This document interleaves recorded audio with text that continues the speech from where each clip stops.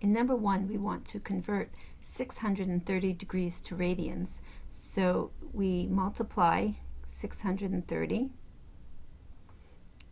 times pi over 180. And let's say we do a little bit of reducing. We can divide by 10, top and bottom, and we can also divide by 9. Okay, so there you have it. And so multiply the 2, and we have 7 pi divided by 2.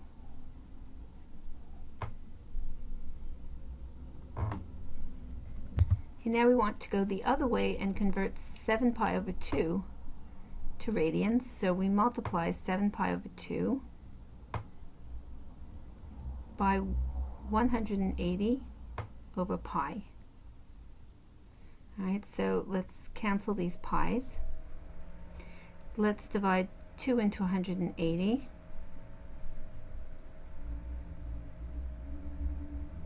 And now let's just multiply 90 times 7, and we get 630 degrees. In number 3, we want to find the length of the arc subtended by angle theta equal 2 pi over 5 in a circle of radius 10. So the formula for arc length is S equal theta times r, and theta must be given in radians,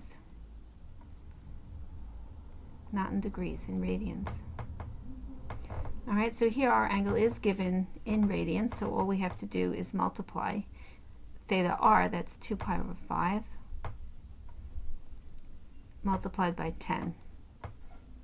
Alright, let's divide the 5 into the 10, and we get an answer of 4 pi.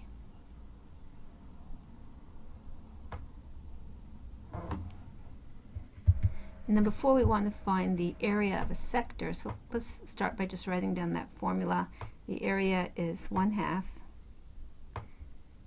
theta r squared. And again, the theta has to be in radians. Alright, we are given theta in radians.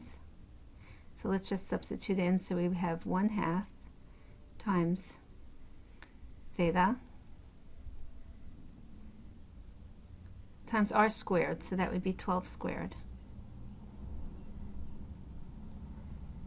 Okay, let's square that out. So we have 1/2 2 pi over 3 times 144. Okay, we can cancel these 2's, and we can divide 3 goes into 144. So that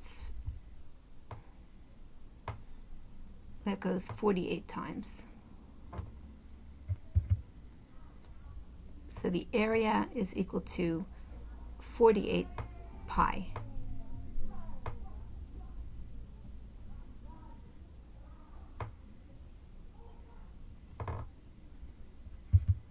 Number 5 says that a building casts a shadow that is 200 feet long. The angle of elevation of the sun is 60 degrees. Find the exact height of the building. So let's draw a picture. Okay, let's say here this would represent the building, and here's a shadow 200 feet long. The angle of elevation of the sun, so that would be from here looking up to the sun, to the top of the building. We have an angle of 60 degrees. Find the exact height of the building. So this is what we want to find. So we let x be the height of the building, and then we want to use a trig function that involves the 60 degrees, the x, and the 200. So we can use tangent 60 is equal to opposite over adjacent, x over 200. Tangent of 60 is the square root of 3.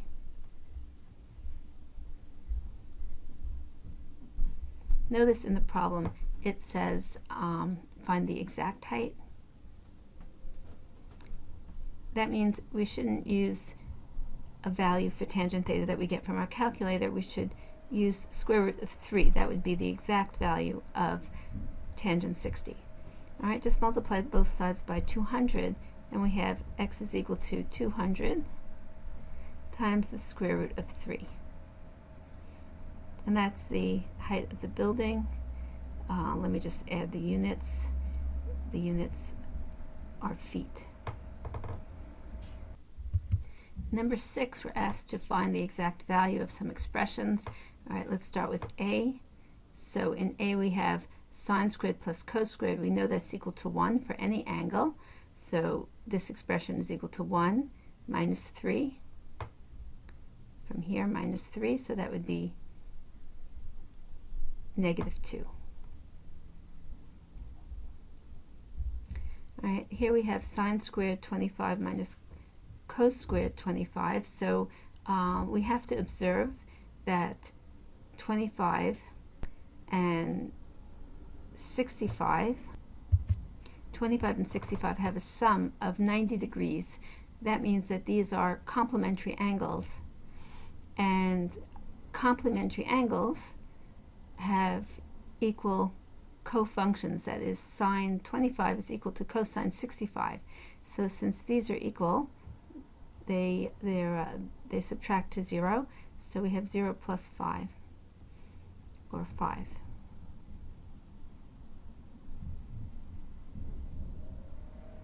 Alright, and see, we have tan squared 23 minus secant squared 23. So let's just write down the trig identity involving tan squared and secant squared. So that would be tan squared theta plus 1 is equal to secant squared theta.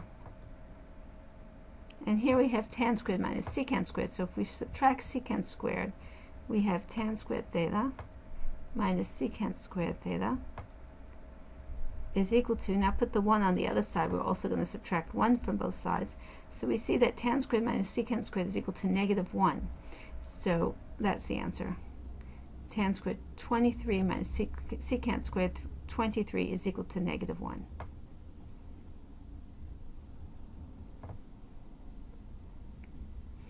Alright, in D, we also remember what we said about complementary angles, angles that sum to 90. Complementary angles have equal cofunctions. So that would be 70 and 20 do sum to 90. So we have cosine 20 is actually equal to sine 70. So we have numerator and denominator are the same, so this fraction is equal to 1.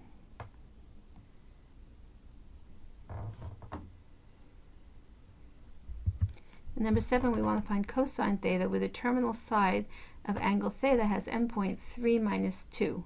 Alright, that's x, and that's y. And we know that cosine theta is equal to x over r, where r is the square root of x squared plus y squared. Alright, so the general picture looks like this. If here's, let's say, angle theta in standard position, okay, that means initial side along the positive x-axis, and if this is xy, we know that that's cosine sine is equal to y over r, and tangent, sine theta, and tangent theta is equal to y over x.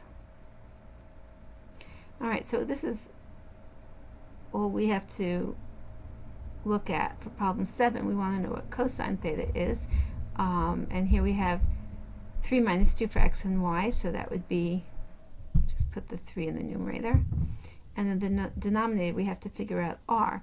So let's do that. R is equal to the square root, x squared is 9, and minus 2 squared, that's 4,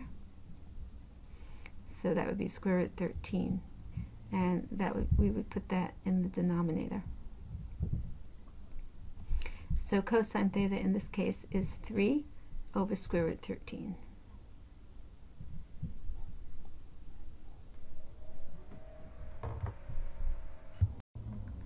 In number 8, we're asked to find the exact value of cosecant 315 degrees plus tangent 115 degrees. Now, 315 degrees is not a known angle, but it has a reference angle that is a known angle. So first, let's look at 315 degrees. Let's find the reference angle. Okay, so that's in quadrant 4. All right, so if we draw 315 degrees in standard position, all right, it would be about here. Okay, so that represents 315 degrees. And we have to find this reference angle right in here. I'll call it alpha. So that would be 360 degrees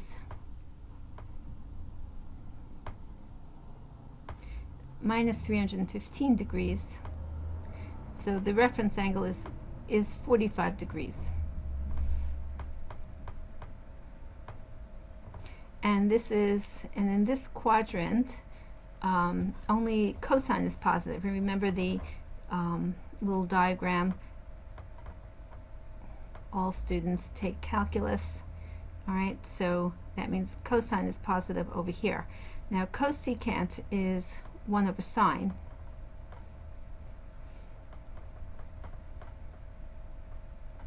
So sine will be negative.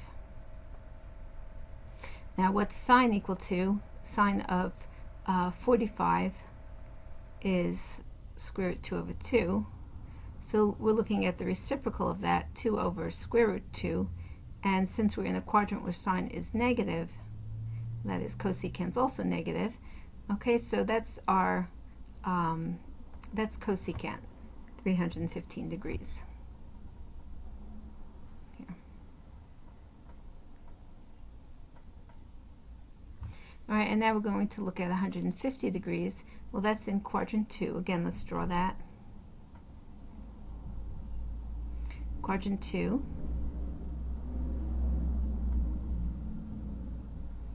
Okay, so that's 150 degrees. Here's our reference angle is right here. Our reference angle is 180 minus 150, or 30. Now, tangent is negative in this quadrant, only sine is positive in quadrant 2. So we have tangent 150 is equal to negative tangent 30, which is negative 1 over square root 3. So we're looking for this sum. So the sum would be minus 2 over square root 2 minus 1 over square root 3. And that's the final answer.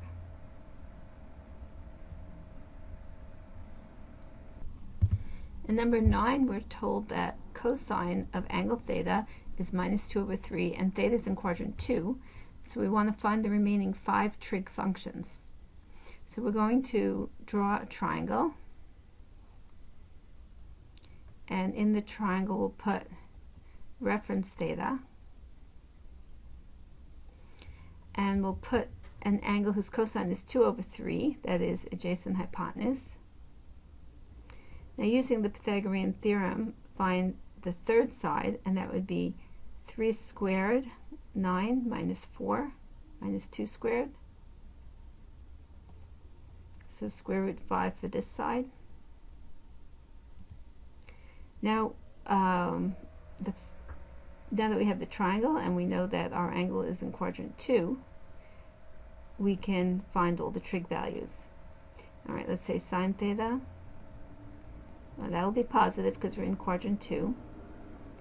And we have opposite over hypotenuse. Okay, tangent theta, that'll be negative because we're in quadrant 2. Opposite over adjacent.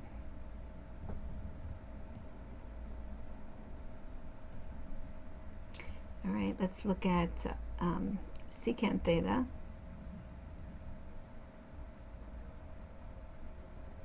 That's the reciprocal of cosine, so that would be 3 over minus 2. And cosecant theta, that's the reciprocal of sine, so that would be 3 over square root 5. And then cotangent theta, the reciprocal of tangent, so that would be minus 2 over square root 5.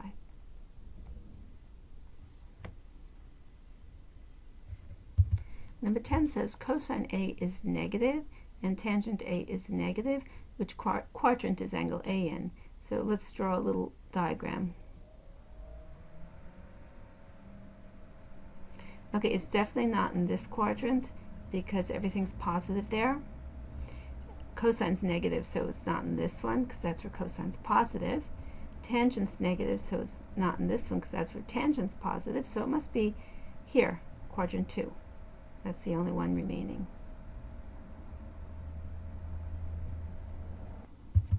In number 11, we want to find the exact value of 2 sine 22.5 degrees times cosine 22.5 degrees. So this looks like the double angle identity for sine, that is sine 2 theta is equal to 2 sine theta cosine theta. So here we have, for theta, we have 22.5. So double theta is 45. So we're just asked what this is equal to, or what is sine 45? That's square root 2 over 2.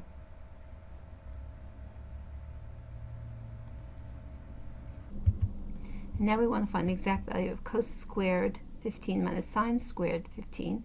So this looks like the double angle formula for cosine. Cos 2 theta is cos squared theta minus sine squared theta. So here we have theta is 15, and so twice theta is 30. So we just have to write what cosine 30 is, and we remember that cosine 30 is square root 3 over 2.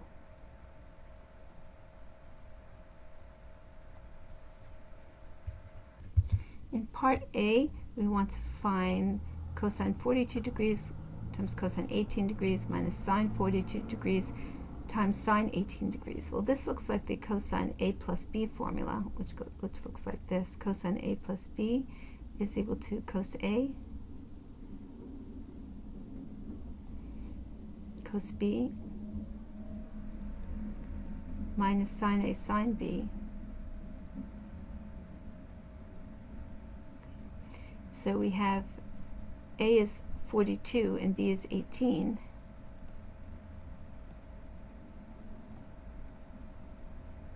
Alright, so if we just add that, 42 plus 18, we have 60. So this expression is equal to cosine 60. Alright, and again, cosine 60 is square root 3 over 2. Sorry, cosine 60 is 1/2.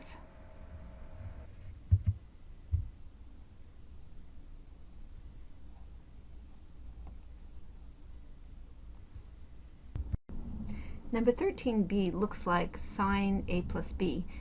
Let's remember what that is. Sine A plus B.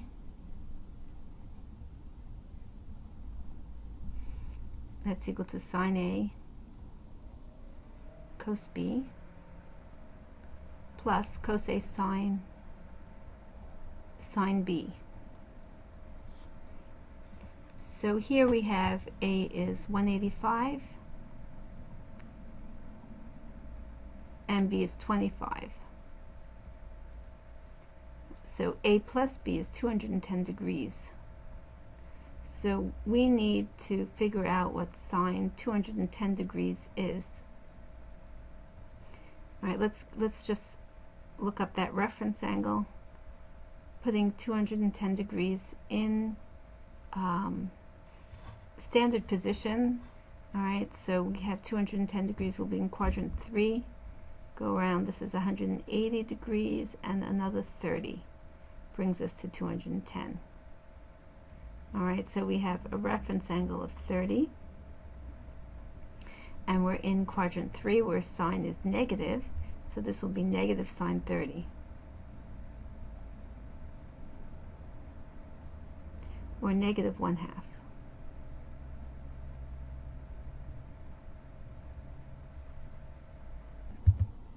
And in 14 we want to find the exact value of sine 75 degrees.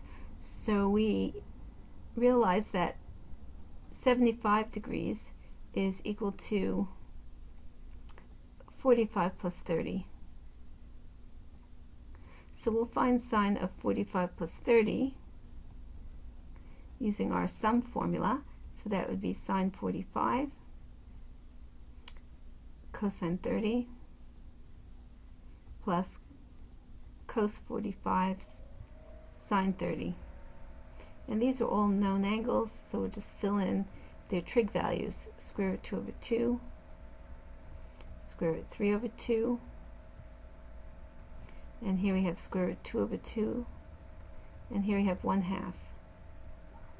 So let's see, if we combine these, this is multiply 2 times 2, we have a denominator of 4, and here also, so let's put the denominator equal to 4, and here we have square root 6 plus square root 2.